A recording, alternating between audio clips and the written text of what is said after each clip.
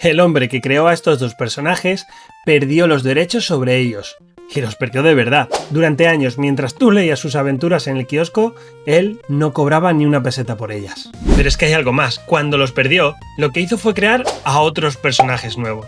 Y cuando los fue a registrar, la editorial también se los quedó. El creador de los personajes más queridos de España pasó décadas sin ser el dueño de lo que había creado con sus propias manos. Esta es la historia de Francisco Ibáñez, y es más bestia que cualquier cosa que le haya pasado a Mortadelo y Filemón en un cómic.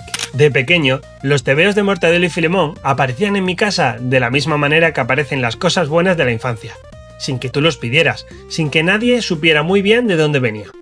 Mi padre de vez en cuando llegaba con uno a casa, y eso era suficiente para que el resto del día no hubiera otro plan que no fuera leer un cómic. Lo primero que hacía, incluso antes de aprender a leer una sola palabra, era mirar los dibujos, sin entender nada del texto, y aún así me reía, porque Ibáñez era tan bueno que sus dibujos ya eran un chiste sin palabras. Cara de Mortadelo disfrazado, la expresión del súper antes de explotar, el gesto de Filemón justo antes de hacer algo absolutamente absurdo. Tengo que decir que mi favorito siempre fue Mortadelo. Un personaje que puede convertirse en cualquier cosa, en cualquier momento, sin previo aviso. Para un niño pequeño, eso no es un superpoder cualquiera, es el superpoder definitivo. Filemón era el jefe, el sensato, el que supuestamente tenía el control de la situación. Y entonces hacía algo tan absolutamente absurdo que te partías de risa precisamente porque venía de él, el superintendente, siempre con los ojos inyectados en sangre y siempre a borde del colapso. Y es que, trabajando con los dos agentes como estos, era lo más normal del mundo. Y luego estaba el profesor Bacterio, ese hombre que inventaba cosas que nunca funcionaban. Y ojo, porque cuando funcionaban era casi peor. Eso de pequeño lo ves como algo gracioso. De mayor lo entiendes como una crítica a la burocracia española tan fina que duele. Y luego estaban los superhumor. Esos libros enormes de tapa dura con cientos de páginas de historietas de los personajes de Bruguera.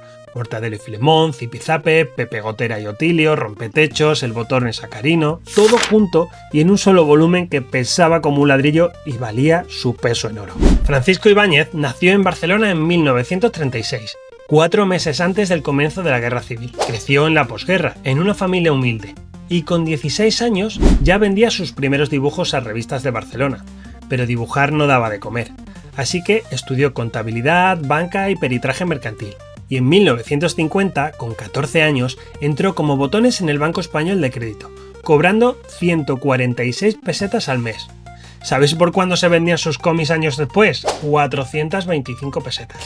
El hombre que iba a crear a los personajes más vendidos del cómic español empezó su carrera laboral repartiendo notas entre despachos de un banco y cobrando algo menos de €1.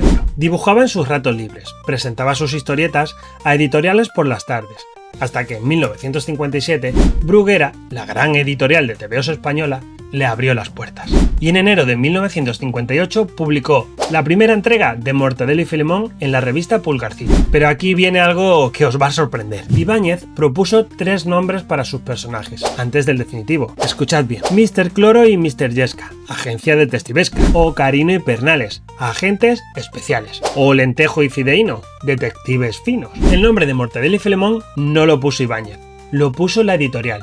Bruguera eligió los nombres definitivos, haciendo referencia a la mortadela y a un filete. El hombre que los dibujó durante 65 años ni siquiera le puso el nombre. Pero eso era solo el principio del problema. Bruguera, como era habitual en España de aquella época, no pagaba derechos de autor.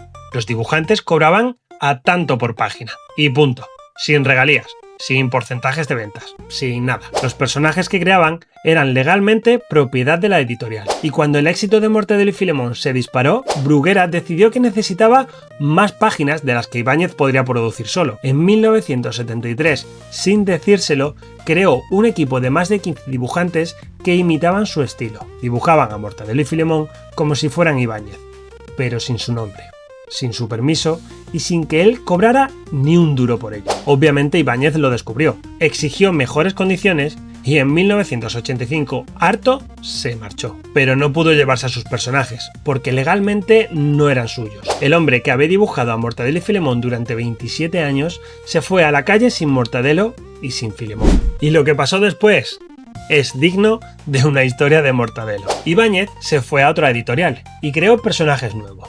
Bruguera siguió publicando a Mortadelo y Filemón con dibujantes que no eran Ibáñez, como si nada hubiera pasado. El resultado fue, en el mejor de los casos, mediocre. En 1986 Bruguera quebró. La editorial, que había exprimido a sus autores durante décadas sin pagarles lo que merecían, cerró. El Grupo Z compró sus derechos y siguió publicando los personajes todavía sin Ibáñez, bajo el sello de Ediciones B. Y entonces llegó una ley que lo cambió todo. En 1987, España aprobó una nueva ley de propiedad intelectual que reconocía la autoría de las obras a sus creadores independientemente de lo que dijeran los contratos anteriores. Así que sí, por primera vez en su vida, la ley estaba de parte de Ibáñez. Y en 1988 llegó a un acuerdo con Ediciones B y volvió a dibujar a sus propios personajes. Para celebrarlo, dibujó la portada del número 49 de la revista de Mortadelo, con el personaje disfrazado de Tejero, el militar del intento de golpe de estado del 81 en España. ¡Quiete todo el mundo! ¡Pásalo! ¿Pero qué está haciendo, animal? ¡Se siente en callo! Y el texto decía: Mortadelo y Filemón han vuelto de la mano y el lápiz del Papi Ibáñez. Una portada que era a la vez un chiste y una declaración de victoria. La serie de animación de Antena 3 del 95, con ese intro que se te quedaba en la cabeza.